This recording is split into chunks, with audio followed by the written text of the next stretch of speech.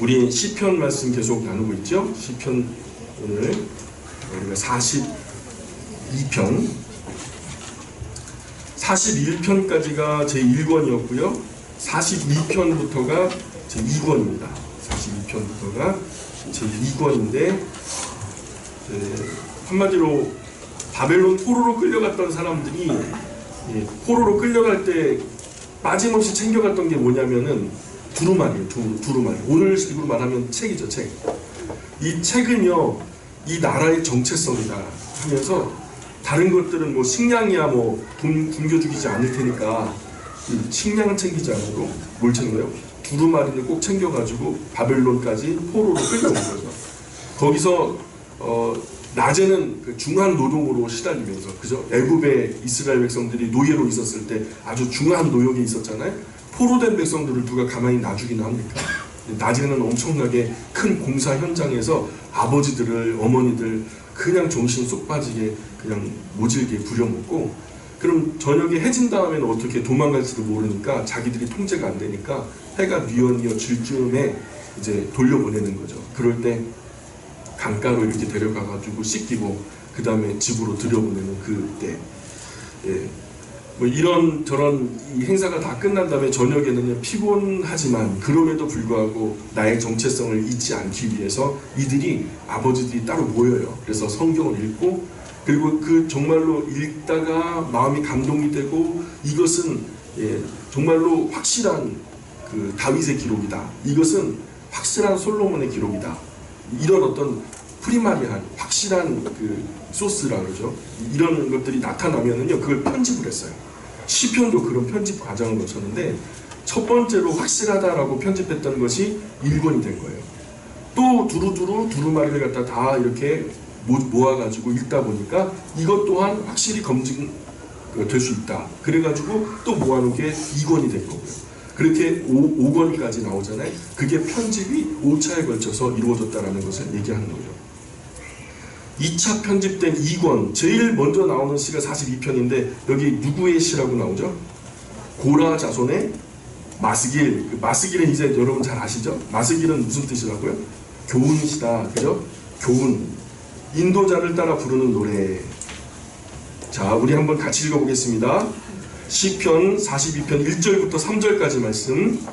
시편 42편 1절부터 3절까지 말씀. 시작. 하나님이여 사슴이 시냇물을 찾기에 갈급함같이 내 영혼이 주를 찾기에 갈급하니이다.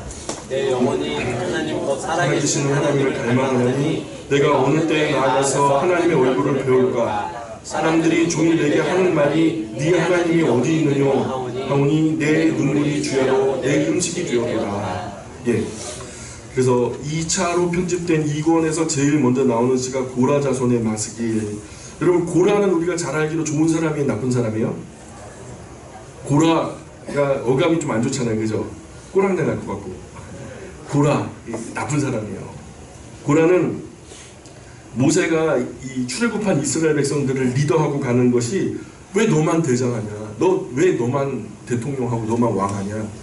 다른 똑똑한 사람들 많이 있는데 돌아가면서 해야지. 그러면 안 되지 하면서 고라가 당을 지어서 모세의 리더십에 도전장을 내던졌던 그 대표자가 바로 고라예요. 그래서 고라는 레위 자손이거든요. 대표성이 있는 자손이에요. 하나님의 소유된 백성이니까 하나님이 소유된 지파였으니까 레위 자손은 같은 레위 자손이면서 모세만 특별하게 리더를 하는 것에 대해서 반감이 생기는 거죠. 같은 레위 지파인데 나도 어른이고 너도 어른인데 나이도 뭐 비슷한데 뭐 같이 돌아가면서 해야 될 거 아니야. 근데 왜 너만 대장하는 거야? 반감이 생기는 거죠. 마치 출애굽한 이스라엘을 모세가 혼자서 독재 통치하는 것 같은 그런 느낌을 받은 거예요. 그래서 고라와 다단과 아비람 이런 사람들이 주축이 돼가지고 250명 자기를 따르는 중간 지도자들 250명을 취합해서 출애굽한 이스라엘 공동체 안에서 250명의 지도자들을 담합합니다. 그래서 조직적으로 모세를 거역하는 일이 있었어요. 고맙습니다. 네, 최고입니다. 죄송합니다.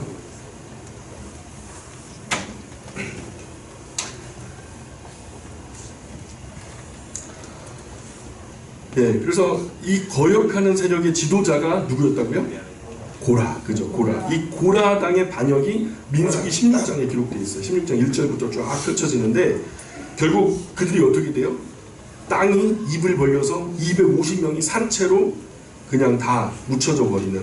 그래서 조직적으로 모세를 거역했던 그들이 전부 다 산채로 음부에 떨어졌다라는 것이 성경에 여기저기 기록되어 있죠. 근데 그 자손들은 죽었어요, 안 죽었어요? 성경에 보니까 몇 명만 죽었대요? 250명. 반기를 들었던 고라당과 그 중간 지도자들 250명이 죽었지 그 자손들은 죽지 않았다. 우리나라 이조 시대 같으면은 반역을 했어요. 지금 현재 왕에게 반역을 했단 말이에요. 그러면은 그들만 죽여요? 아니면 그 자손까지 다 죽여요? 그죠? 자손까지 다 죽여야지 분란의 씨앗이 없는 거 아닙니까? 복수할 수도 있잖아요. 그러니까 삼족을 멸문지화한다 그래요. 삼족을. 그 아버지, 아들, 손주까지. 그래서 반역자 하나를 처단하면 그 자손들이 반감 품고 복수할 씨앗이 되니까 삼족을 멸했다라는 거예요. 그런데 하나님은 그런 거 원치 않으세요. 아버지가 지은 죄에 아버지가 담당하고 자식이 지은 죄 자식이 담당하는 걸로. 그래서 하나님의 법은 아들로 인하여서 아버지를 죽이지 말고 아비의 잘못으로 아들이 죽어서도 안 된다라고 성경에 분명하게 말씀하고 있으세요. 각 사람이 자기 죄만 담당하면 된다라는 걸 신명기 24장에 보세요. 거기 그렇게 써 있어요. 그래서 고라 자손들 죽지 않고 살아 있었어요. 그런 고라 자손들도 바벨론 포로로 같이 끌려간 거죠. 세상 나라들 같으면 진작 죽었을 고라의 자손들이 하나님의 은혜로 죽지 않은 거예요. 우리 조상들이 반역해서 그래 반역했다는 것 때문에 고개도 들지 못하고 늘 죄인된 모습으로 자숙하면서 사람들이 막 나설 때도 그들은 나서지 못하고 겸손히 하나님을 섬기는 은혜로 죽어 사는 거죠. 이곳까지 어쨌든 포로지까지 끌려오게 됐고요. 그런데 조상들의 누추한 이야기가 이들에게 오히려 자극이 됐던 것 같아요. 더 좋은 그 역할이 됐던 것 같아요.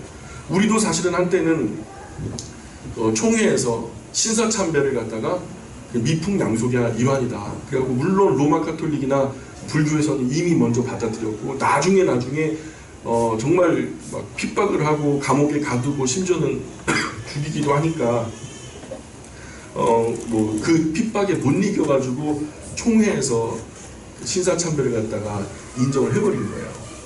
어쨌든 그런 이후에 우리죠 지금 합동 통합이 다 그 반영이에요.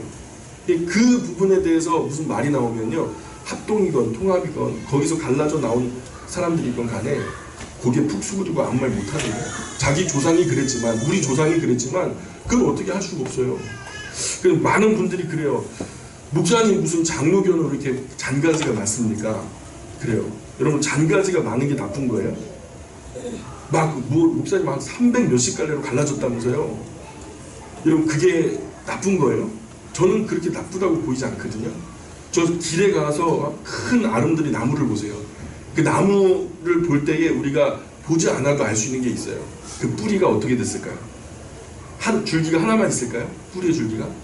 뿌리의 줄기가요 원주의를 중심해서 엄청나게 많은 잔가지가 있으리라는 것은요 보지 않아도 우리가 상식적으로 알아요. 그 나무는 건강해요? 건강하지 않아요? 건강한 거예요. 그 분파가 나눠져 가지고 나쁜 짓을 한다면 문제가 되겠지만 함께 예배를 드리거나 물론 여러 가지 이슈가 돼가지고 그것이 분열이 되는 것 그 자체는 참 안타까운 일이지만 건강하기 때문에 그런 일이 있다라는 전 생각이 들어요. 그러니 그걸 갖다 꼭 나쁘게 볼 것만은 아니다.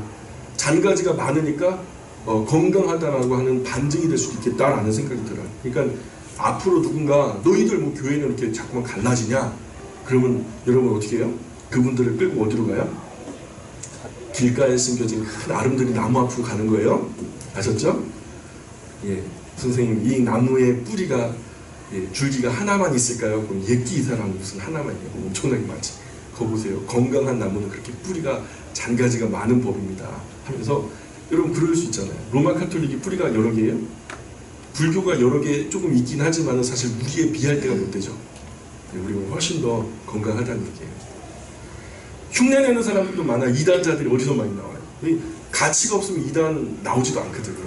여러분 그냥 길가에 있는 뭐 월드컵 같은 거 누가 짝퉁으로 만들어요? 월드컵 같은 건 짝퉁으로 안 만들어요. 가치가 있는 거. 나이키라든가 명품 뭐 샤넬백이라든가 이런 것들 갖다가 짝퉁으로 만들죠. 왜 그걸 짝퉁으로 만들어요? 그것을 현금 주고 살려면 내가 몇 개월 벌어도 살 수 없어요. 그런데 가꾸는 싶고 돈은 없으니까 짝퉁으로 만들어 대신 이제 위로를 받는 거죠. 어쨌든 가치가 있으니까 그런 이단들이 생긴다는 거예요. 그것을 꼭 나쁘게 보지 마세요. 악한 사단이요, 그런 이단이나 많은 물을 섞어서 물타기라 그러죠. 악한 사단이 물타기를 해가지고요, 가장 소중한 것들을 가치 없는 것으로 여겨지도록 만드는 것이 이 시대에 사탄이 우리에게 선택한 전략이에요. 여러분, 하나님이 만드신 성이 얼마나 아름다워요. 이것은 하나님의 축복이요 선물이라고 그랬는데, 오늘날 가장 많이 더럽혀진 것이 어디예요? 성적인 것거든요. 여러분, 정치가 하나님의 말씀대로 올바르게 정치가 된다면요, 이 정치인들은 전부 다 성직자예요. 그들을 보면서요, 뒷모습만 봐도 눈물이 주르르 흐를 거예요. 저 사람이 나 힘들 때 도와줬어. 여러분, 그러지 않겠어요? 성경대로 하자면? 그런데 오늘날 가장 지저분하게 오염된 것이 어디예요? 이 정치예요. 이게 그래서 원래 성경적인 부분들에 대해서, 가장 가치 있는 것들에 대해서 자꾸 멀어지게 만드는 것이 사탄의 전략이거든요. 여러분, 이단이 생기고 여러 가지 짝퉁이 올라오고 우리를 흔드는 수많은 물타기 전법을 사단 마귀가 우리에게 종용할 때에도 우리가 본질적으로 흔들리면 안 돼요. 자, 옆에 계신 분들한테 가르쳐 주세요. 본질 굳게 잡고 흔들리지 맙시다. 시작. 예, 지금 이 시편 내용 가만히 보면 고국에 있을 때 쓴 것 같지는 않아요. 그죠? 바벨론의 포로로 잡혀가서 바벨론에서 옛 추억을 더듬으면서 쓴 거예요. 여러분, 여기 바벨론에 와보니까 종교가 자유해요? 자유롭지 못해요? 종교 자유롭지 못해요. 포로로 있는데 너 오늘 교회 가지마 그러면은 갈 수가 없는 거예요. 오늘 일할 거 많으니까 오늘 쉬지 말고 계속 일해. 그러면 일할 수밖에 없죠. 안 그러면 어떻게 돼요? 잡혀가고 갇히거나 두드려 맞거나 아니면 죽임을 당하는 걸요. 그러니까 그곳에서 그렇게 종교적인 자유가 없이 하나님을 예배하고 싶은데도 예배하지 못하는 포로된 신세에 있으니까 옛날에 자유롭게 하나님을 예배했던 때가 그리운 거예요. 그래서 하나님을 자유롭게 예배했던 그 옛 추억을 더듬으면서 썼는데, 고라 자손들이 무엇을 담당했는지 여기서 잘 나타나고 있어요. 안식일이나 절기 때에 예루살렘의 동서남북에 4개 문이 있거든요. 우리나라에도 동서남북에 저 남대문, 뭐 동대문 이런 거 있잖아요. 그죠? 그 4곳에 4대문이 있었는데, 예루살렘에서도 4대문에 사방팔방으로부터 흩어진 유대인들이요, 하나님을 예배하는 절기가 되면은요, 무수하게 많은 사람들이 몰려들어요. 심지어는요, 절기 때요 100만 명 정도가 운집을 했대요. 그렇게 큰 동네가 아니거든요. 그렇게 큰 동네가 아닌데도 그 예루살렘 지경 안에, 죄송합니다, 100만 명 정도가 운집할 정도로 엄청난 떠나간 흩어진 유대인들이 절기 때 모여서 하나님을 예배했다는 거예요. 그러면 무질서의 현장이죠. 이 조그만 공간에 사람이 발 디딜 틈 없이 그냥 막 누구는 예배 끝나고 내려오고 누구는 예배 드리러 올라가고 막 그러니까, 그래서 인솔하거나 안내하거나 질서 유지를 해야 될 사람들이 있었는데, 그 역할을 누가 했냐면 고라의 자손들이었어요. 고라의 자손들이 사대문 앞까지 온 사람들, 아직 예배 드리지 못한 분 손 들어보세요 그러면 줄을 세워요. 그리고서 여기서부터 제가 인솔할 테니까 같이 갑시다 하면서 고라의 자손들이 거기서부터 손잡고 앞장서 가지고 찬송을 부르는 거예요. 그게 뭐냐, 성전에 올라가는 노래라는 거예요. 거기서부터. 그래서 성가대가 앞장서 가지고 찬송을 부르면서 성전에 올라가는 노래를 부르면서 무리를 인도하면서 올라가면요, 뒤에서 사람들이 가락을 같이 따라하면서 큰 소리로 하나님을 찬송하면서 성전까지 올라가는 거죠. 그리고서는 성소 앞에 그저 양들이나 소 이런 것들을 내려놓고서 하나님을 예배하는 거죠. 그래서 혼자서 많은 예배하는 무리를 이끌고 예루살렘으로 올라가는 길이 가파르니까요. 그죠? 이 레위인이면서 고라의 자손들이 소수일 거 아닙니까? 다수의 그들에 비해서는 적은 수니까 가파른 길을 오르면서 노래를 부르면 여러분 어때요? 많이 힘들어요.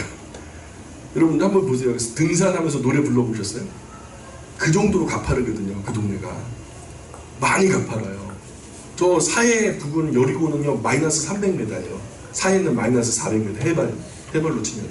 근데 지금 예루살렘은 고원이에요. 800고지에서 1000고지까지 나와요. 근데 거기서 거기까지 올라가면은 얼마나 힘들겠어요.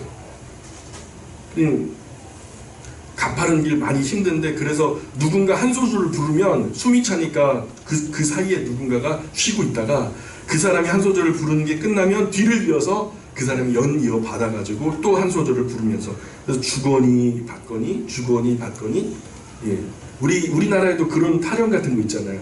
그래서 누군가가 리더하는 사람이 이렇게 노래를 부르면 뒤에 후창자가 또 노래를 불러주고, 그죠?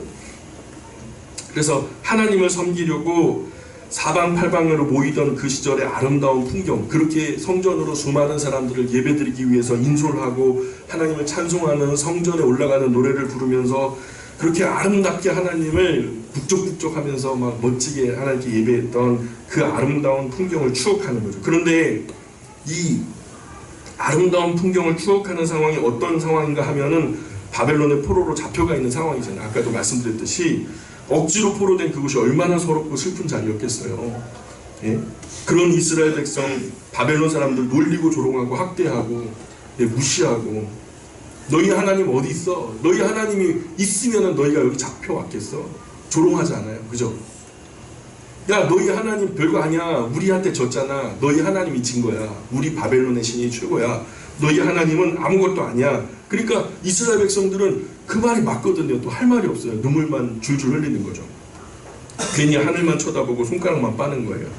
자, 보세요. 42편 1절에 하나님이여 사슴이 신음물을 찾기에 갈급함같이 내 영혼이 주를 찾기에 갈급합니다. 이렇게 고백하잖아요.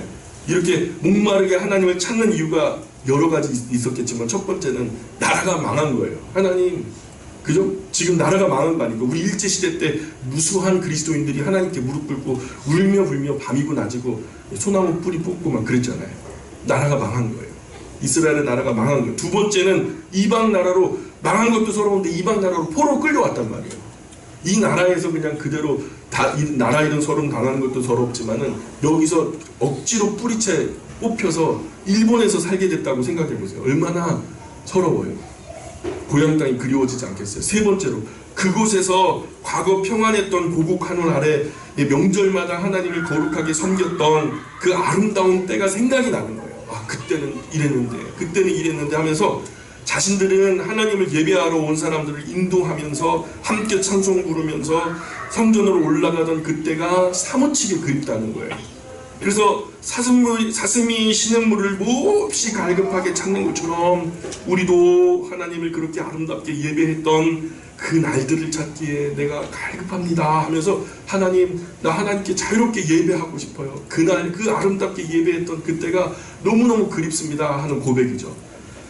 2절 3절 보세요. 내 영혼이 하나님 곧 살아계신 하나님을 갈망하나니 내가 어느 때 나아가서 하나님의 얼굴을 배울까. 사람이 종일 내게 하는 말이 네 하나님이 어디 있느냐 하오니 내 눈물이 주야로 내 음식이 되었도다. 정말 하나님이 없어서 이렇게 된 게 아니거든요. 우리가 잘 알잖아요. 역사의 전모를 알죠. 하나님 말씀 안 들어가지고 나라가 망하고 여기 끌려온 거 맞죠? 맞죠?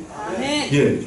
하나님이 계신데도 불구하고 자신들이 하나님 앞에 죄를 지어서 나라가 망하고 타국의 포로가 되어있는 이 기가 막힌 신세를 생각하니까 그들이 조롱하는 말 때문에 눈물이 주야로 내 음식이 되었다라는 거예요. 진작 잘 들을걸, 진작 똑바로 할걸. 이런 정황에서 지어진 시가 시편의 여러 편이 있는데요. 시편 137편 한번 펴보실래요? 그 정황이 너무 절절하게 나타나는 시기가 있는데 137편 한번 보세요. 여러분, 그 정서, 하나님을 예배했던, 자유롭게 예배하고 마음껏 찬송했던 그 아름다운 때를 추억하면서 그 정황을 배경으로 하고서 우리가 시편 137편을 한번 같이 낭독해 볼게요. 자, 시편 137편 1절부터 9절까지 말씀 한번 읽어보겠습니다. 우리가 바벨론의 여러 강변 거기에 앉아서 시온을 기억하며 울었도다. 야, 여러분, 여러 강변 거기에 앉아서 시온을 기억하며 울었도다. 거기 왜 앉아요? 일 끝난 거예요. 해 질 때가 됐으니까. 야, 빨리 씻고 들어가라. 도망갈까봐. 그쵸? 그런데 씻으려면은 줄 서서 그냥 막 씻는 것보다 다 내려가가지고 빨리빨리 씻고 들어가야 되는데 너무 호되게 부려먹으니까 씻을 힘이 없어요. 야, 좀 쉬었다 씻자. 우리 아버지들 그러죠? 예, 직장 갔다가 딱 오면은 아이고, 야, 씻을 힘도 없어. 소파에 앉았다가 있으면은 엄마들 양말 벗기고 막 그러잖아요. 안 그런가 보네. 지금 여기 뭐라 그래요? 거기 강변 거기에 앉아서 시온을 기억하며 울었도다. 너무 힘들어서 씻을 힘마저 없으니까 아이고 하나님 그때 참 행복했는데요 하면서 서러움 나머지 막 아버지들이 울었다는 얘기예요. 2절입니다. 그 중에 버드나무에 우리가 우리의 수금을 걸었나니 같이 읽을게. 3절. 이는 우리를 사로잡은 자가 거기서 우리에게 노래를 청하며 우리를 황폐하게 한 자가 기쁨을 청하고 자기들을 위하여 시온의 노래 중 하나를 노래하라 하미로다. 우리가 이방 땅에서 어찌 여호와의 노래를 부를까. 예루살렘아 내가 너를 잊을 텐데 내 오른손이 그의 제조를 잊을지로다. 내가 예루살렘을 기억하지 아니하거나 내가 가장 즐거워하는 것보다 더 즐거워하지 아니할진대 내 혀가 이 천장에 붙을지로다. 여호와여 예루살렘이 멸망하던 날을 기억하시고 에돔 자손을 치소서. 그들의 말이 헐어버리라 그 기초까지 헐어버리라 하였나이다. 멸망할 딸 바벨론아 네가 우리에게 행한 대로 네게 갚는 자가 복이 있으리로다. 네 어린 것들을 바위에 메어치는 자는 복이 있으리로다. 아멘. 한마디로 고라의 자손들이 찬양을 담당했잖아요. 그러면은 앞장서서 사람들을 이끌고 갈 때 여러분 어느 영화에서도 포로 수용소에서 보니까 하모니카를 누가 멋들어지게 부르니까 사람들이 막 눈물을 흘렸던 그런 영화를 본 적이 있거든요. 서러움 당할 때 음악이 큰 위로가 되죠. 여러분 쇼생크 탈출에서도 보시면은요 그 아름다운 그 소프라노 둘이 아름다운 이 노래를 하는데요. 사람들이 거기서 막 그 넋을 잃고서 그것을 감상하는 장면이 나오거든요. 아마도 고라의 자손들이 너무 서글프고 힘들고 지쳐 있으니까 아버지들 위로하고자 이렇게 수금을 키면서 하나님을 찬양하는 찬양을 드렸던 것 같아요. 그랬더니 그 찬양의 이야기를 보면서 바벨론 그 관리자들이요, 간수들이 야 우리를 위해서 너희 시온의 찬양 한번 해봐. 그러는 거예요. 시온의 찬양은 뭐예요? 하나님을 찬송하는 거죠. 찬송도 한번 해보라는 거예요. 뭐 때문에? 하나님께 예배하려고? 하나님께 찬송하려고? 그게 아니에요. 지금 이 바벨론 사람들이 너희 시온의 찬양을 해라, 시온의 노래를 하라는 이유는 뭐냐면 자기들 즐겁자고. 야 우리 귀 좀 즐겁게 해봐라. 그러니까 이 고라의 자손들이 내 손가락이 망가져서 수금 타는 법을 잃어버렸으면 좋겠다. 그리고서는 하나님께 서러워서 그렇게 어쨌든 하라 그러는데 안 하면 어떻게 해요? 맞거나 갇히거나 죽임을 당하거나 하죠. 그래서 하겠어요 안 하겠어요? 눈물을 머금고 하는 거예요. 하는데 이게 서러운 거라. 차라리 수금을 타는데 손가락이 그냥 망가져 버렸으면. 그리고서 이 서러움 끝에 속에 흐르는 그 노래는 뭐냐면 우리가 포로로 끌려올 때 그 입구에서 우리를 막 야 기초까지 무너뜨려, 야 짓밟아버려, 그냥 야 한 사람도 남기지 말고 싸그리 죽여버려 막 그랬던 형제된 나라가 있었거든요. 에서의 나라, 에돔이에요. 에돔. 우리가 도망가니까, 이스라엘이 도망가니까 앞에서 막고요. 앞에서 막으니까 뒤에서 쫓아오던 바벨론이 또 뒤에서부터 차례로 죽여버리니까 정말로 이 말리는 에돔이 너무 미운 거예요. 에돔 너 우리한테 했던 그대로 너도 좀 당했으면 좋겠다 하면서 또 여기까지 끌려오고 나니까 애들이 막 울고 떼쓰고 막. 여러분 포로지에서 애들의 번성하는 것은 좋은 일이에요 나쁜 일이에요? 종주국으로서 포로를 부리는 사람 입장에서, 그 나라 입장에서는요 이 포로된 백성들이 번성하고 사람들이 많아지고 하는 것은 부담이에요. 적당히 노동력을 받쳐줄 만큼 있어야지 막 그 바벨론 사람들보다 몇 배로 많아지면은 그래서 애굽 때처럼 몇 배로 많아지면 문제가 생기겠죠. 그러니까 애들 막 빽빽 운다고 막 그러면서 이 어린 것들을 그냥 나무 등걸에다 맺혀 죽이고 바위 등걸에다 맺혀 죽이고 막 그래갖고 그런 모습, 너희도 그렇게 똑같이 당하는 사람은 하나님이 복 주셨으면 좋겠다 막 이렇게 노래를 하는 거죠. 42편 4절 같이 읽어볼게요. 4절 42편 4절 시작. 뭔가 감사의 소리를 내며 그들을 하나님의 집으로 인도하였더니 이제 이 일을 기억하고 내 마음이 상하는도다. 예, 성일은 안식일이나 월삭이나 절기 같은 그죠? 하나님을 섬기기 위해서 거룩하게 구별된 날이죠.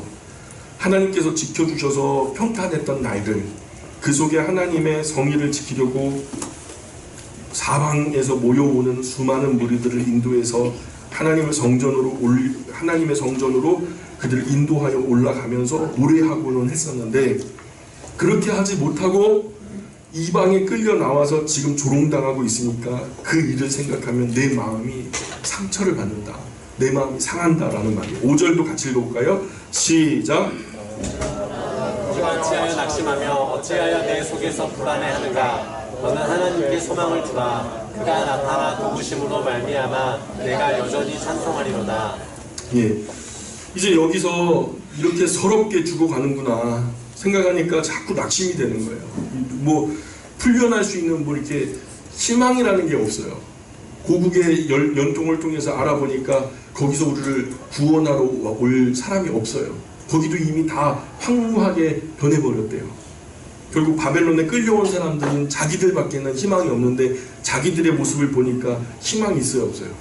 그저 하루하루 그냥 중한 노동에 시달리면서 그때만 추억할 뿐이지 아무런 희망이 없는 거거든요. 이런 생각을 하니까 자꾸 낙심이 되는 거예요.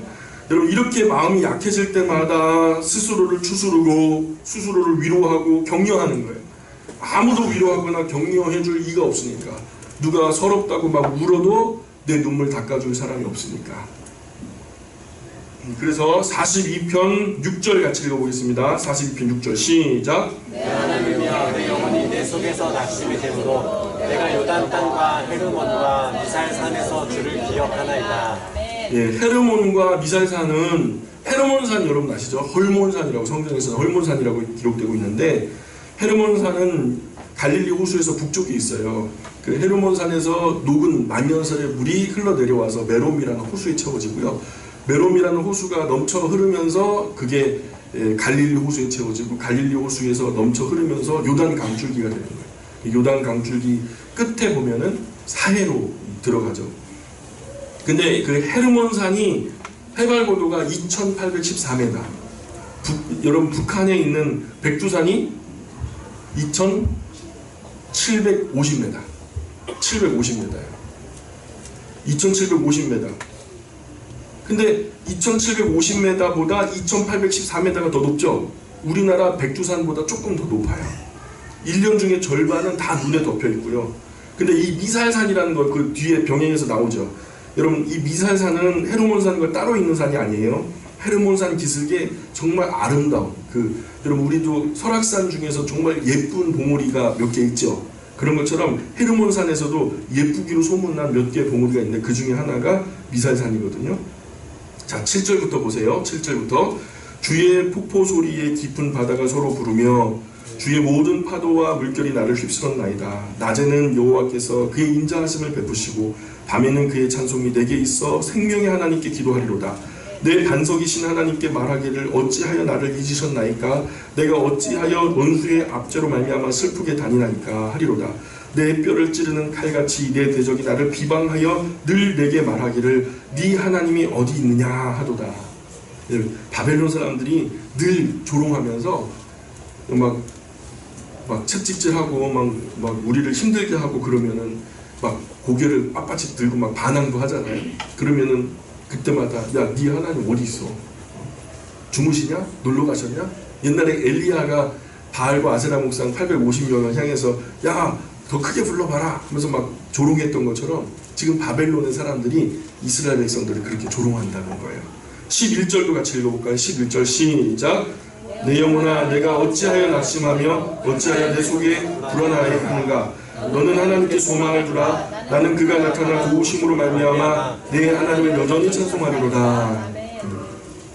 계속 낭망이 되고 불안하고 소망이 끊어질 듯 하니까 그런 자신을 하나님 앞에서 끊임없이 추스러요. 이게 신앙이에요, 여러분. 이 세상이 우리를 자꾸만 절망하게 만들고, 여러분, 이 자식의 문제, 부모의 문제, 우리 자신의 문제, 대인관계의 문제, 물질의 문제, 학교의 문제, 직장의 문제, 대인관계의 문제, 여러 가지 수많은 문제들이 우리로 끊임없이 절망하라고 명령하거든요. 외적인 그런 것들이 자꾸 우리를 절망하라고 말하지만 그 안에서도 그러나 하나님 안에 소망이 있다라고 하면서 하나님을 바라보고 용기를 얻고 다시금 일어서려고 하는 거, 그게 신앙이라는 거예요. 그게 신앙. 믿을 신자 바라남자거든요. 바라고 일어나는 걸 믿고. 예, 그래서 그런 몸부림이 고라자손의 노래 속에 녹아 있다는 거죠. 우리 그리스도인들이 어려움 당할 때 주변 사람들이 야, 너 믿는 하나님이 너 도와주시지 않아? 너 하나님 있잖아. 하나님이 다 도와주실 건데. 여러분 그런 놀림 들어보셨어요? 들어보셔야 그리스도인이에요. 안 들어보셨다면 들어보시길 바랍니다. 예, 그런 서러움을 당해야 이 시편을 우리가 이해할 수 있거든요. 예. 야, 네가 믿는 하나님 안 도와주시냐? 너 하나님 믿는데 하나님이 너 안 도와주시냐? 나 하나님 안 믿는데 난 이렇게 잘 되는데 너는 왜 그 모양이냐? 막 놀리고 막 그러잖아요. 여러분 그런 생각이 가끔 들어요. 그죠? 우리가 아무렇지도 않게 예배하는 오늘 이 예배가 우리의 슬픔과 좌절의 날에 큰 그리움으로 사무치게 될지도 몰라요. 그러니까 예배할 수 있을 때 잘하자고. 예배할 수 있을 때 잘하자고. 헌신할 수 있을 때 열심히 해야 돼요. 사명이라는 게 뭐예요? 뭐 컨디션 안 좋고 상황 안 되고 여러 가지 뭐 저 타당한 이유들 있으면 그거 안 해버리는 거, 그게 사명이에요. 거기 뒤에 목숨 명자가 붙잖아요. 여러분 우리가 감당한 사명 그렇게 가벼운 거 아니에요. 우리를 담당하시는 그분은요, 우리의 몸과 더불어서 영혼까지 소멸시키실 수 있는 그런 위대하신 하나님이세요. 두렵고 떨리는 마음으로 우리가 그 일을 잘 감당해야 돼요. 여러분 헌신할 수 있을 때 열심히 하셔야 돼요. 무엇이든지 드릴 수 있을 때 기쁨과 즐거움으로 드리셔야 돼요. 나중에 도저히 드릴 수 없을 때가 올지도 몰라요. 헌신할 수 없을 때가 옵니다. 예배할 수 없을 때가 와요. 할 수 있을 때 해야 돼요. 지금. 그죠? 할 수 있을 때 하셔야 돼요. 자녀들 돌보는 일도 나중에 뭐 직장 이렇게 조금 있으면 더 좋은 상황이 될 테니까 그때 내가 모자랐던 부분 다 내가 감안해가지고 갚아줄 거야 하면서, 그럼 그날은 안 온다. 제가 100% 장담하는데 그런 날은 안 와요. 지금 하지 않으면 내일은 없어요. 내일은 사탄의 시간이고 어제는 하나님이 추스리시는 시간이에요. 계산하시는 시간이에요. 오늘 우리에게 주어진 시간은 지금이죠. 시편 43편으로 건너가 볼까요? 시편 43편 1절부터 4절까지 한번 우리가 같이 1절 2절만 읽어볼까요? 1절 2절 43편 1절 2절 시작. 하나님이여 나를 파멸하시되 경건하지 아니한 나라에 대하여 내 송사를 변호하시며 간사하고 불의한 자에게서 나를 건지소서. 주는 나의 힘이 되신 하나님이시거늘 어찌하여 나를 버리셨나이까. 내가 어찌하여 원수의 억압으로 말미암아 슬프게 다니나이까. 여러분 역시 바벨론 포로로 잡혀있는 상황 같아요. 그죠? 3절 보세요. 3절 시작. 주의 빛과 주의 진리를 보내시어 나를 인도하시고 주의 거룩한 산과 주께서 계시는 곳에 이르게 하소서. 예, 다시 예루살렘에 가서 백성들을 인도해서 성전에 올라가며 하나님을 찬송하고 싶은 그 사명의 그리운 마음이 간절해요. 하나님 다시 한번 그날을 주시면 안 되겠습니까? 한 번만 더 기회를 주시면 안 될까요? 여러분 우리가 누리고 있을 때 이 평화의 소중함을 잘 몰라요. 사람은 꼭 잃어버리고 나서 소중한 것을 후회하면서 알게 돼요. 건강도, 가정도, 사랑도, 물질도, 일상도. 여러분 결국엔 내 앞에서 그냥 먼저 하늘나라 가버려가지고 내가 사랑할 수도 없어요. 그럼 서러운 거예요. 잃고 나서 내가 그때 잘해줄 걸. 그런데 잃고 나면은 그게 그렇게 절박한 순간순간이 되더라고요. 저도 무릎 상하고 나서요, 제가 뛰지를 못하잖아요. 다치기 전에는 제가 낙이 뭐였냐면 머리 복잡하고 그러면요 이어폰 꽂고 나가요. 나가서 오산천변 이렇게 이어폰 꽂고 막 뛰어요. 뛰면은요 저 한 바퀴 도는데 한 10km 되거든요. 어느 날은 마음이 보대끼니까 한 3바퀴 뛰었던 것 같아요. 3바퀴 마라톤 하는 것처럼 한 3바퀴를 뛰었는데 그때가 너무 그리운 거예요. 한 바퀴만 뛰어봤으면. 아무렇지도 않게 막 뛰어 올라가는 뒷산 같은 막 등산하는 사람들이 그렇게 부러워요. 어르신들도 막 오르락 내리락 하는데 신나게 뛰어다니는 아이들 보면은요, 너 뛰지 마, 내 앞에 뛰지 마. 뭐 시끄러운 것도 있지만요 부러워서 그래요. 건강하신 분들이 얼마나 부러운지 몰라요. 입대한 후에 우리 젊은 청년들 군대 들어가서 입대한 후에 이등병 때 딱 들어가잖아요. 그러면 집에 가서 아무렇지도 않게 끓여 먹던 라면이 그렇게 생각이 많이 나요. 그죠 그냥 뭐 아무 때나 그냥 끓여 먹을 수 있었는데, 솔직히 제가 말씀드리는데요, 라면 먹고 싶어서 울어본 적 있으세요? 저는 울어봤어요. 라면이 너무 먹고 싶은 거예요. 그래서 한번 물어봤어요. 창피한 얘기지만 아무렇지도 않잖아요. 지금 가면은요 10개도 끓여 먹을 수 있어요. 다 못 먹어서 그러지. 근데 참 눈도 제 지금 눈도 밤을 새면서 책을 읽어도 피곤하지 않았던 눈도 이제 몇 시간만 보면 집중력, 경계가 흐릿해지면서 어질어질하고 읽고 나면은 참 이렇게 정신이 정신이 이렇게 흐려져요. 그래서 시력도 건강할 때 볼 것도 다 보시고 읽을 것도 많이 읽으시고 제가 젊은 사람 돼가지고 어르신들 앞에서 별 얘기를 다 하죠. 죄송합니다. 나병 환자촌에서 손양원 목사님 그 전기를 읽다가 이제 그거 읽었는데요. 나병 환자촌에 들어가서 이제 이분이 나병에 걸리니까 성경을 읽고 싶은 거예요. 근데 글씨를 몰라요. 그래서 가까스로 어떻게 성경을 읽을 수 있게 됐어요. 글씨를 알게 된 거죠. 근데요, 글씨를 읽는데 눈이 한쪽이 허물어져요. 나병이라는 게 피부가 문드러지는 거잖아요. 근데 피부만 문드러지면 되는데 눈까지 문드러진 거예요. 그래서 한쪽 눈이 이렇게 되니까 한쪽 눈으로 읽었어요. 근데 또 한쪽 눈도 일그러지는 거예요. 그리고 결국에는 눈을 쓰지 못하게 되니까 이분이 또 어렵게 해갖고 점자책을 갖다 이렇게 점자를 공부해가지고 몇 개월 공부해가지고 성경 그 성경책이 되게 비싸거든요. 누가 지원해주지도 않는 거. 성경을 이렇게 손으로 읽는 거죠. 근데요, 그 읽던 손가락마저 그냥 뭉그러진 거죠. 손마저 뭉그러지니까 막 너무 안타까워 하면서 이분이 뭘로 읽었는지 아세요? 혓바닥으로 점자를 더듬더듬 하는 거예요. 이 점자 성경을 갖다가 혓바닥으로 2번, 3번 읽으면은요, 그게 젖어가지고 뭉그러져 버려요. 그리고 더 이상 내가 언제까지 내 혓바닥도 녹지 않으리란 법이 어디 있겠냐 하면서 정말 절박하게 성경을 읽으신 거예요. 그래서요, 손양원 목사님 전기에 보면 신구약 성경을 암송하는 권사님들이 몇 분 계셨대요. 너무 절박하니까 내 건강 잃어버리면 성경도 못 읽게 될 텐데 어떡하나 해가지고 혓바닥으로 막 더듬어 손가락으로 더듬으면서 그렇게 열심히 성경을 읽어서 통째로 외우는 사람이 몇 명 있었대요. 제 친구도 얼마 전까지 만나서 얘기하고 같이 차 타고 다니면서 이런저런 얘기 두런두런 나눴던 얘기인데 영월 상동 친구예요. 그래서 너무 아주 어렸을 때 93년도부터 친구했거든요. 근데 몇 개월 연락이 안 돼가지고 다른 친구를 통해서 얘기를 들어보니까 그 몇 개월 사이에 눈이 멀어버린 거예요.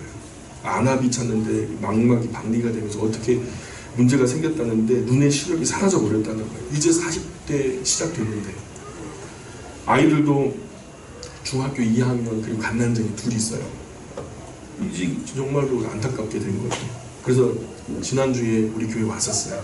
지난주에 우리 교회 와가지고 정말 일반적으로 그런 분들이 특별하게 대우하는 걸 싫어하거든요. 그래서 일상적으로 제가 데리고 가가지고 맛있는 것도 사 먹이고 같이 한참 동안 이런저런 농담도 하고 재밌는 얘기도 하면서 충분히 위로했는데, 그랬더니 이 친구가 조금 용기를 얻어서 이제 그 집으로 돌아가는 그 모습 봤어요. 자정까지 그냥 막 깔깔 웃고 울고 막 그러다가 돌아갔는데 참 안타깝더라고요. 그래서 그 얘기를 해줬어요. 돌아가고 난 월요일 날 아침에 제가 기도하는데 마음이 보대겨가지고 도저히 안 되는 거예요. 이 친구도 그러더라고요. 너무 마음이 힘들었다고. 그래서 제가 이 얘기를 해줬어요. 손양원 목사님 교회에 이런 사람이 있었다더라. 근데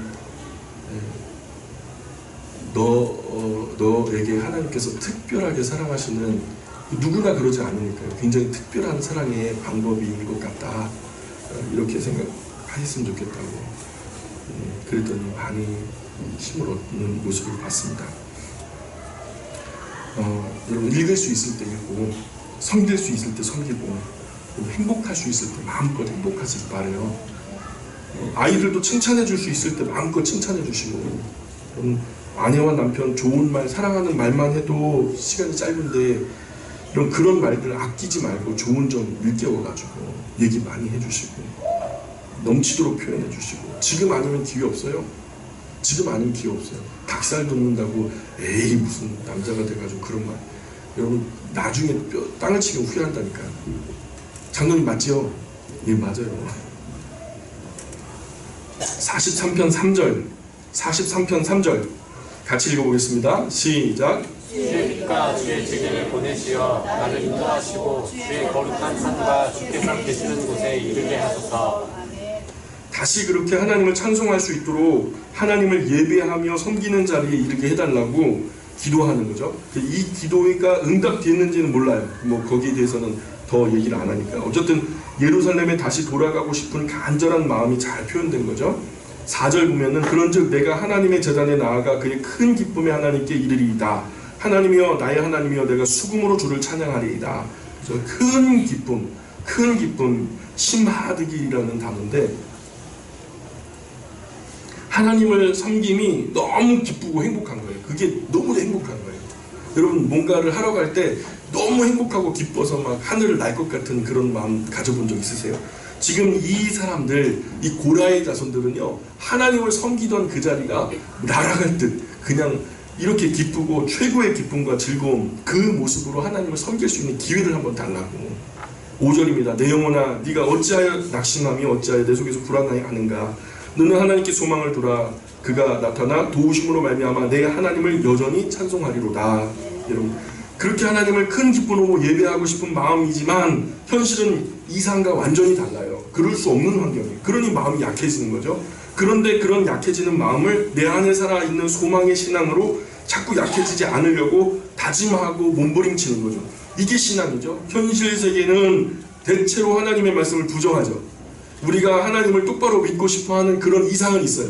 그러나 현재는요, 우리의 몸이 약하고 마음이 약해서 인간이 약한지라 주님 우린 연약합니다 하면서 다 정당하죠. 그래서 세상은 자꾸 네 하나님 어디 계시냐, 너처럼 약골인데 너 하나님 어디 계시냐 하면서 비아냥거리지만 우리는 하나님의 말씀인 성경을 믿고서 지금 이 고라의 자손들처럼 네 영혼아 네가 어찌하여 낙심하며 어찌하여 내 속에서 불안해하는가. 너는 하나님께 소망을 두라. 그가 나타나 도우심으로 말미암아 네 하나님을 여전히 찬송하리로다. 이것이 우리의 신앙의 고백이 되었으면 좋겠어요. 44편도 마찬가지로 고라 자손의 마스길이거든요. 교훈시예요.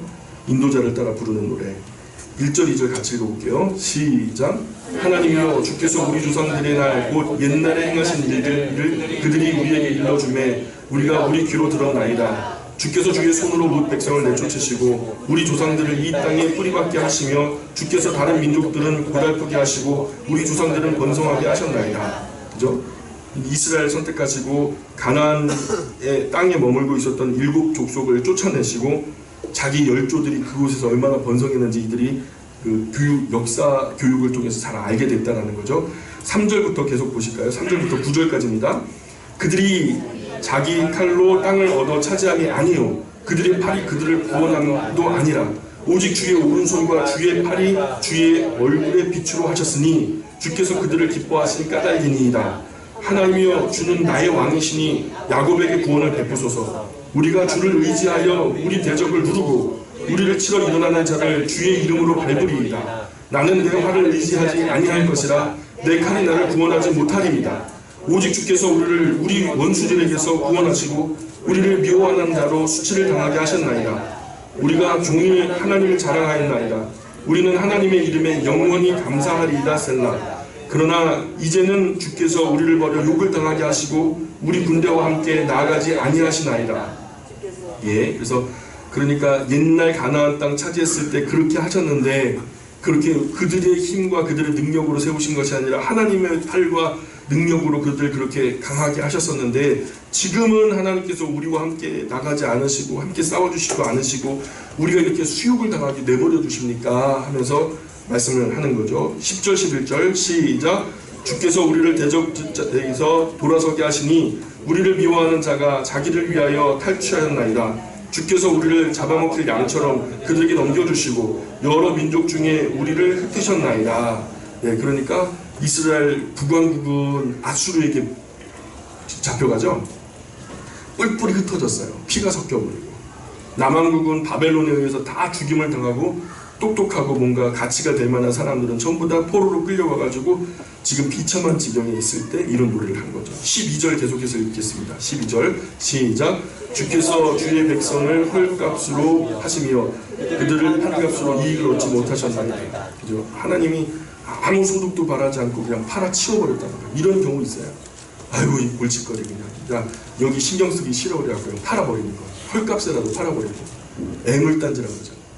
13절 보세요. 13절부터 16절 시작. 주께서 우리로 하여금 이웃에게 욕을 당하게 하시니 그들이 우리를 둘러싸고 조소하고 조롱하나이다. 주께서 우리를 뭇 백성 중에 이야기거리가 되게 하시며 민족 중에서 머리 흔들을 당하게 하셨나이다. 나의 능욕이 종일 내 앞에 있으며 수치가 내 얼굴을 덮었으니 나를 비방하고 욕하는 소리 때문이요 나의 원수와 나의 복수자 때문입니다. 나를 비방한다. 16절의 끝에 보면은 나를 비방하고 까다프라는 걸 비난하고 헐뜯는다는 거예요. 우리가 곤란한 중에 있는데 그 곤란한 중에 있을 때 사람들이 막 얄밉게 얘기하는 거 있죠. 여러분 그런 사람은 솔직히 때려 죽이고 싶죠. 지금 고라 자손들이 그런 것들을 경험하고 있는 것 같아요. 17절부터 읽어보겠습니다. 22절까지 17절부터 22절까지 시작. 이 모든 일이 우리에게 임하였으나 우리가 주를 잊지 아니하며 주의 언약을 어기지 아니하였나이다. 우리의 마음은 위축되지 아니하고 우리 걸음도 주의 길을 떠나지 아니하였으나 주께서 우리를 승량의 초소에 밀어넣으시고 우리를 사망의 그늘로 덮으셨나이다. 우리가 우리 하나님의 이름을 잊어버렸거나 우리 손을 이방 신에게 향하여 폈다면 하나님이 이를 알아내지 아니하셨으리까. 무릇 주는 마음의 비밀을 아시나이다. 우리가 종일 주를 위하여 죽임을 당하게 되며 도살할 양같이 여김을 받았나이다. 그죠? 바벨론 포로로 잡혀가서 도살할 양처럼 서러움과 천대를 받았다는 거죠. 23절 주여 깨소서 어찌하여 주무시나이까. 일어나시고 우리를 영원히 버리지 마소서. 아무리 부르짖어도 하나님이 응답이 없으신 거예요.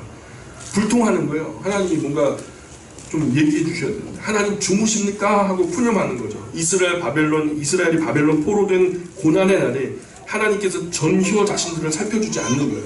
감동해 주시지 않는 거예요. 그래서 섭섭한 마음에 그래서는 안 되지만 하나님께 지금 푸념하고 있어요. 하나님께. 24절, 25절, 26절 시작. 어찌하여 주의 얼굴을 가리시고 우리의 고난과 악죄를 잊으시나이까. 우리 영혼은 진토 속에 파묻히고 우리 몸은 땅에 붙었나이다. 일어나 우리를 도우소서. 주의 인자하심으로 말미암아 우리를 구원하소서. 그럼 포로지에 여러 죽어 땅에 묻히고 병들어 몸져 누운 사람들 많았던 것 같아요. 좀 돌아가야지 힘내세요 했는데 다음날 죽어버렸어요. 돌아가지 못하고. 근데 어떤 사람들은 또 영향 있는 사람들이 병들어가 몸져 누웠어요. 일어날 것 같지 않아. 그러니 하나님은 인자하시니까 더 많은 어려움에 치닫기 전에 조금만 도와주셔서 건져주세요. 좀 일으켜주세요. 하고 기도하는 거죠. 바벨론 포로 시절에 서러움 속에 하나님께 부르짖는 내용입니다. 45편에 보시면 또 고라의 자손 마스길 교훈시죠. 사랑의 노래 인도자를 따라 소사님. 소사님은 백합화 복조라고 하는 의미예요. 거기에 맞춘 노래래요. 45편은 전혀 이제 이야기로 전환되거든요. 다른 얘기예요. 솔로몬이 왕으로 등극했을 때 아마도 이 고라의 자손들이 말입니다.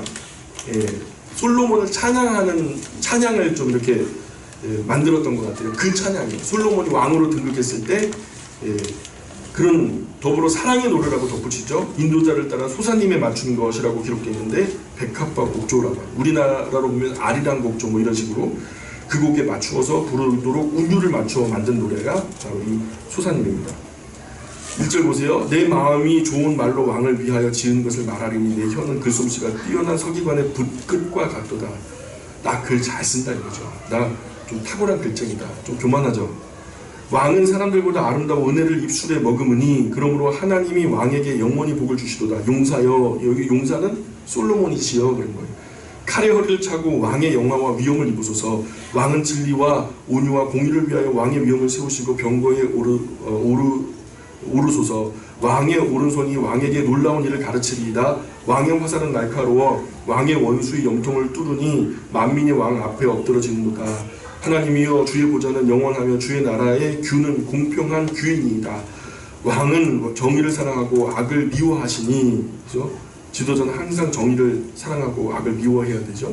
그러므로 하나님 곧 왕의 하나님이 즐거움의 기름을 왕에게 부어 왕의 동료보다 뛰어나게 하셨나이다. 그죠? 솔로몬이 왕 위에 오르는 것을 보고 고라의 자손들이 마음껏 축복을 하는데 마치 말마다 말이 이제 응하여지는 것 같아요. 후에 타락하지만 그럼에도 불구하고 왕 위에 오를 때 크게 호응할 만한 내용들이 잘 기록되고 있죠. 8절 보세요. 왕의 모든 옷은 모략과 침향과 육개의 향기가 있으며 상하궁에서 나오는 견학은 왕을 즐겁게 하도다. 왕이 가까이 하는 여인들 중에는 왕들의 딸이 있으며 왕후는 오빌의 금으로 꾸미고 왕의 오른쪽에 서도다. 여러분, 왜 이것을 솔로몬이 왕 위에 등극할 때 고라의 자손들이 썼다라는 시로 제가 유출을 했냐면요, 오늘 45편 8절 9절 이 구절을 갖다가 충족할 만한 다른 왕들은 없어요. 한번 보세요. 이스라엘 왕들 중에서 솔로몬밖에 이런 사람이 없었어요. 왕비들 중에 왕들의 딸이 있다고 하니까 여러 왕비들을 말하는 거죠. 다른 왕들에게 이런 영광이 없었거든요. 솔로몬은 심지어 바로의 딸까지 왕비로, 이집트 파라오의 왕의 딸까지 왕비로 드렸거든요. 솔로몬이 워낙 명성이 높고 열왕들이 존경을 하니까 솔로몬에게 딸 하나 보내는 것이 꿈이에요, 이 사람들. 그러면은 우호관계가 되니까 갖다 바치면서 함께 연합해서 좋은 일이 있을까 싶어서 천하각국에서 서로 예쁜 딸들, 아주 그냥 수혜칠 가치가 있을 만한 정말 예쁜 딸들은 전부 다 솔로몬에게 보내버리는 거죠. 그래서 원하지도 않는데 거절하는 것은 예의가 아니고, 그죠? 그래서 1000명을 아내로 거느리게 된 거죠. 원했는지 원치 않았는지 모르지만 대부분 정략적인 결혼으로 솔로몬 왕실에 사람을 집어넣었던 거죠. 10절 보면은 딸이여 듣고 보고 귀를 기울일지어다. 네 백성과 네 아버지 집을 잊어버릴지어다. 아무리 여러분 솔로몬의 왕비가 되었다고 해도 그 영광과 부귀가 넘쳐난다고 해도 죄송합니다. 조국과 백성과 자기 아비집을 어떻게 잊겠어요? 여러분, 우리 어머니들 친정을 잊겠어요? 제가 여자가 아니라서 모르지만 친정 엄마들 나이가 많아도 친정 간다고 하면 들뜨더라고요. 친정 간다고. 근데 그 좋은 친정을 잊어도 좋을 만큼 솔로몬의 영광이 좋더라는 거예요. 자, 11절 보세요. 그리하면 왕이 네 아름다움을 사모하실지라. 그는 네 주인이시니 너는 그를 경배할지어다. 두로에 따른 예물을 드리고 백성 중 부한 자도 네 얼굴을 보기 원하리로다. 왕의 딸은 궁중에서 모든 영화를 누리니 그 옷은 금으로 수놓았도다. 솔로몬의 영광이 크고 대단해서 금실로 술을 놨대요. 그래서 자기 여자들을 금실로 수놓은 옷으로 꾸며줬다는 거예요. 금실로 수놓은 옷 입고 오신 엄마들 있죠? 몇 분 계실 건데 그거 없어요? 14절 보세요. 수놓은 옷을 입은 그는 왕께로 인도함을 받으며 시종하는 친구 처녀들도 왕께로 이끌려 갈 것이다. 그들은 기쁨과 즐거움으로 인도함을 받고 왕궁에 들어가리로다. 왕의 아들들은 왕의 조상들을 계승할 것이다. 왕이 그들로 온 세계의 군왕을 삼으리로다. 내가 왕의 이름을 만세에 기억하게 하리니 그러므로 만민이 왕을 영원히 찬송하리로다. 예, 솔로몬이 왕으로 등극하는 대관식 때 고라 자손들이 솔로몬 영광을 노래했던 것 같아요. 그래서 고라의 자손이나 아삽의 자손은 음악 전문 가문이거든요. 음악 전문. 성령의 수많은 은사들 중에서 음악에 탁월한 분들이 계시죠. 그런 피가 흐르는, 그 가문에 그런 피가 흐르는 분들이 있어요. 이런 음악을 통한 아름다움의 표현이나 건축을 통해 표현하거나 조각을 통해서 표현하거나 그림을 통해서 표현하거나 그 가문의 분위기에 깊이 흐르는 정서 같은. 그래서 핸델은요, 몸과 마음이 완전히 다 망가져 만신창이가 되어버렸는데, 진짜 절망의 날, 그냥 아무것도 소망이 없다고 할 그때에 하늘에서 큰 음성이 막 이렇게 음악이 울려 퍼지더라는 거예요. 그걸 갖다가 마치 막 손끝이 저절로 움직이듯이 그 음악을 받아 썼대요. 그게 바로 우리가 잘 알고 있는 핸델의 메시아 오라토리오, 할렐루야, 여러분 아시죠? 그 곡이 되었다는 거예요. 그런 은사를 가지신 분이 세상에 있죠. 고라 자손들도 다윗 시대부터 성가대로 조직돼서 바벨론 포로 중에 성가대원으로서 열악한 환경 속에서도 나름대로 사명을 가지고 포로된 자리에 뭐 누가 그냥 사명 감당하겠어요. 그러나 열악한 환경, 누구도 알아봐주지 않지만 그래도 그때를 추억하면서 하나님께 은사대로 봉사했던 것 같아요. 그러니까 버드나무 가지에 수금이 걸려있죠. 그죠? 쓸데없는 수금 왜 걸어놨겠어요? 사용하니까 걸어놨던 거죠. 그러나 그런 열악한 환경에서는 밝고 명랑한 노래는 떠오르기는 어렵죠. 시편 45편은 솔로몬 등극할 때 축가곡으로 하나님을 찬송하기보다 솔로몬 찬송하는 것 같아요. 이것이 시편에는 왜 들어왔는지는 뭐 잘 모르겠어요. 그러나 이 땅의 군왕으로서 솔로몬의 영광, 이렇게 대단한 찬사를 받아야 한다면 여러분, 우리의 왕이신 만왕의 왕이 되신 하나님과 그 아들 예수님, 우리 곁에 역사하신 성령님은 얼마나 더 큰 찬양을 받으셔야 되겠습니까? 이 은사는 하나님께서 주시는 선물이죠. 예, 자손들 중에 어떤 면에 탁월한 부분이 두각이 드러난다면 그 세계가 아무리 인기 없고 돈을 못 벌고 사람들의 호응이 없다 해도 부모나 가문은 적극적으로 그런 부분을 지원해 줘야 될 거라고 생각이 되어져요. 인기 있는 거 찾아가는 게 아니라 우리가 인기 있게 만들면 되거든요. 좋은 교회가 어떤 교회인 줄 아세요? 좋은 사람이 다니는 교회인데, 그래서 좋은 사람 다니는 교회에 내가 가잖아요. 그럼 내가 나쁜 사람이면 그 교회는 나빠져요. 좋은 교회는 어떤 교회냐? 좋은 내가 다니는 교회가 좋은 교회다. 마찬가지로 우리 아이들이요, 하나님의 영광을 높여드리기 위해서 자기 은사를 활용하는 그 자리가요, 하나님 보실 때 가장 인기 있는 자리예요. 가장 영광스러운 자리. 그래서 첫 번째는 그것이 그 아이에게 제일 행복한 길이고, 두 번째는 그것이 그 아이가 제일 잘할 수 있는 일이고, 세 번째는 그것이 결국 아름다운 열매가 돼서 하나님께 영광이 될 것을 우리는 알아요. 음악적인 은사가 없는 아이 남 따라서 억지로 피아노학원 보내면 안 돼요. 예? 음악적인 은사가 없는데 그냥 막 걔는 그런 고통이에요. 포로. 운동이나 미술, 공부도 마찬가지죠. 공부할 사람을 공부시켜야 되는데 공부할 머리가 아니라 얘는요, 운동할 머리야. 그런데 그냥 거기에 앉아가지고 학원까지 밤 12시까지 이렇게 보내버리면요, 그 시간 다 허송하는 거예요. 은사대로 하나님께서 주신 강점으로 일하고 봉사하고 공부하고 그렇게 살고 그렇게 행복할 수 있게 우리가 잘 지도하고 또 리더했으면 좋겠어요. 기도할게요. 하나님, 우리 아버지, 오늘 우리가 고라자손의 찬송의 시편을 살펴보았습니다. 하나님께서 주셨던 평화의 때에는 그 평화의 소중함을 잘 알지 못하다가 예루살렘이 무너지고 온 민족이 나라를 잃고 뿔뿔이 흩어진 후에 다른 민족의 포로가 되어 노예같이 힘들고 비참한 생활을 하면서 도살당할 양처럼 비참한 대우를 받으면서 서러운 나날을 지낼 때 하나님께서 일찍이 주셨던 평화의 소중함과 그때 하나님을 섬기며 행복했던 때를 추억하는 이들의 슬픈 노래를 읽어보았습니다. 하나님, 이들이 슬픈 찬양 끝에 그래도 자신을 추스러 하나님을 향해 바로 서려고 하는 이 자세를 본받게 하여 주옵소서. 하나님, 그러기 전에 먼저 이 자리에 우리는 때늦은 후회를 하며 눈물로 좋은 때를 추억하는 우매한 백성이 되지 않게 하시고 지금 우리에게 주시는 소중한 기회를 100분 잘 활용해서 현재를 잘 살아갈 수 있는 힘과 지혜와 용기를 허락하여 주옵소서. 예수님의 거룩하신 이름을 의지하여 기도합니다. 아멘.